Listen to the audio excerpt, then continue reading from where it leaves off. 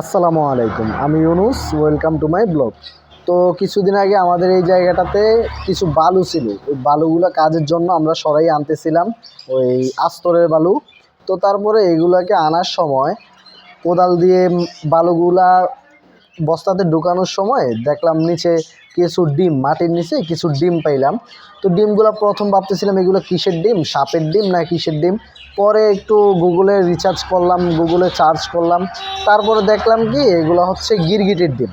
তো পরে এগুলা কিভাবে পরিচর্যা করব জানি না, তো তারপরে গুগলে দেখলাম, তো হালকা পানি স্প্রে করলাম যাতে ভিতরে ফার্টিলাইজারটা ভালো থাকে। তো দেখেন বাচ্চাটা ফুটার পরে এত কিউট লাগতেছে, আর বাচ্চাটা এত সুন্দর। তো এই বাচ্চাগুলো আমি প্রথম ভাবছিলাম রাইখা দিব, পরে আর রাখছি না। এগুলা যেহেতু ওয়ার্ল্ডের একটা প্রাণী, এগুলো সহজে এখন দেখা যায় না। আপনাদের ওইদিকে আছে কি না অবশ্যই কমেন্ট করে জানাবেন।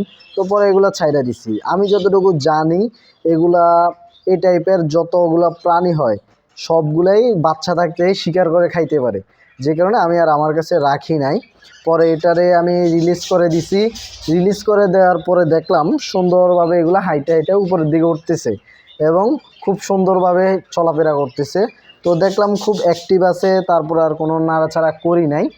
এগুলা এইভাবে খুব সুন্দর লাগতেছিল আমার কাছে। প্রথম তো ভাবছিলাম রাইখা দেব, পরে আর রাখছি না। টোটাল 4টা বাচ্চা, 4টা ডিম পাইছি, তার মধ্যে 4টা বাচ্চাই ফুটছে আলহামদুলিল্লাহ।